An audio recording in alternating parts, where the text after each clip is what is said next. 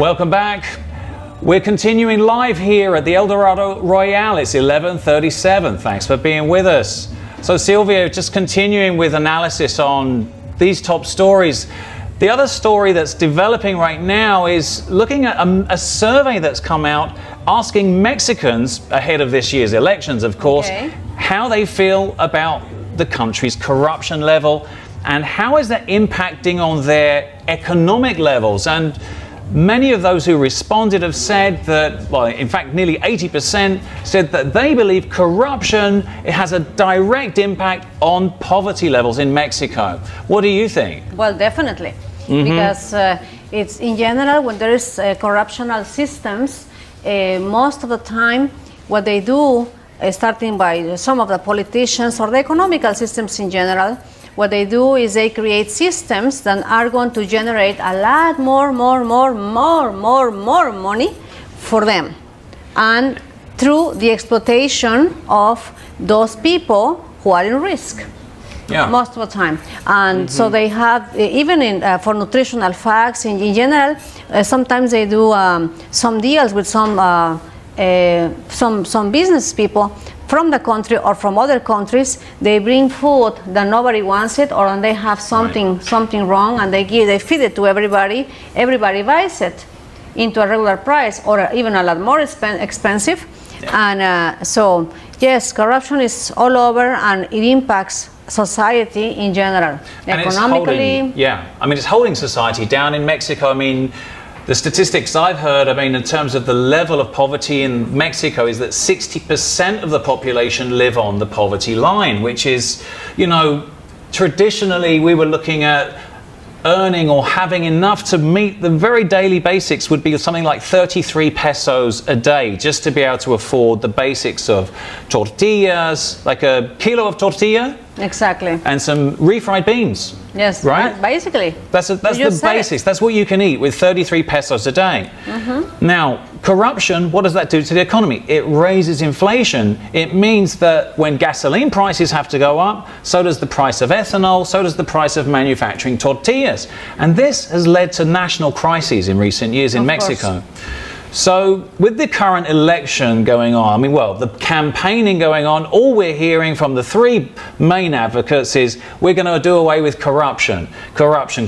We hear this time and time again. When is it going to end? How are they going to get rid of corruption? Well, I guess the only way is to stay together and to start creating a process of building a different way of living.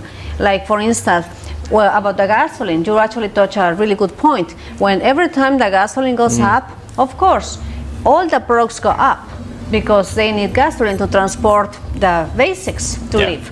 In general, medicines, everything, and of course, everything, all the prices go up.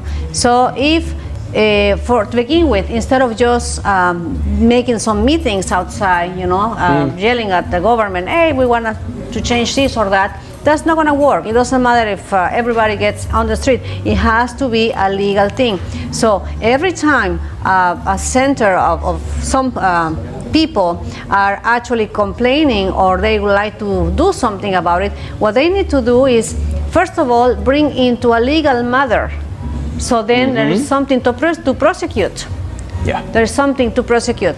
And then after that, then of course, they will actually be a lot more careful. But if nobody does do anything about it, then of course nothing is going to change. But that's one thing. The other one, Elliot, my opinion, is that people also need to increase their vision of thinking on creating different things. So far, instead of just copying things from other countries or from other people, they gotta create something. And I think that's one of the keys too. I think so too. And I also think, I've lived here for 20 years. I love Mexico. I'm immersed in Mexico. The people are amazing. But when you talk to people at the local level, you talk to your neighbors, or actually you see day-to-day living, right? And you see, people can say corruption is a state level thing, but it's more simple than that. It's as much as I have a neighbor, right? I'm not going to mention names. I'm not going to call anybody out, but he had a building project going on, and you know, he was obviously building something without the planning permission. The building inspectors from City Hall came round and they put what they call here clausurado tape. It's like a big sticky tape, like a police do not cross the line. Exactly. And when that happens, they basically tell you your building is condemned. You've got to stop construction, you're in breach of construction. But you know what happened? I saw my neighbor, he pulled out cash and he gave the building guy, you know, he paid him off and he was allowed to keep going. Now, the terrible thing that's happened as a result is, this is a tragedy. His daughter had a friend come over a few weeks ago and they were upstairs playing on the 3rd floor on the roof terrace, right? Now, because of what he did, he breached that standard. He had an exposed electricity cable, a live wire, and the friend of the daughter accidentally touched that wire and she was blown across the roof, right? Wow. So now you can imagine Wow. the authorities are involved, they're looking into it, they're going to condemn, they told him he's got to tear his house down as a result of this, you know? Wow. So I'm telling you guys, you know, one act at the beginning can catch up on you in the end and can really come back to bite you. So I think at a level, my point here is at a society level, we've got to also take control, right? What you're also, I mean, I love your story. I mean, even though I don't love the end of it, because it's a tragedy and we love human people. But I think your point is that everybody, each part must be really conscious about what we're doing, right? Yeah. Like even whether the people which are taking care of the rules and the regulations and the person who are building, you know, to be respectful to the mothers, right? That's what they are written, that's what they are given to all society. And yes, exactly, sometimes they say, well, you know, this on this soil only 3 floors will be permitted, and they say, well, I will pay you under the table. That's a saying here in Mexico. And then they do, but then because of the soil is not good, the house can be collapsing a little bit. Yeah, it's dangerous, obviously. And also what's happening is that permissive, how do you say it? It's being permissive. So, okay, you have a neighbor and you look across the road and your neighbor's a doctor and you see them doing something they shouldn't be doing, right? And you say, well, he's a doctor. I mean, he should be following the rules. I mean, he knows better. Exactly. But one thing leads to another, and before you know it, right? Right. I'm not kidding. A lot of my street, I see people with houses that are sort of higgledy-piggledy, unfinished, in breach of standards. But because one person does it, everybody starts to do it. So, you know, people may complain about this as saying it's hitting the poverty, but at the society level, I think people need to take more responsibility. Definitely. Each part they have to take. Everybody should have responsibility. A very small example is, but very valuable too, is when we're driving. You know, sometimes they run the red light, the traffic light, and then here the police comes, and then, you know, they are used to just, okay, well, here, honey, you are not honey, but, you know, here, my man, I'm going to give you some cash, and they receive, they exchange, and they let you go. And I think to begin with, we need to just respect the traffic light. And even if we're in a hurry, or because we are late, because, I mean, we're human beings, and then we are late sometimes, you know, but those who are normally on time, sometimes we are late.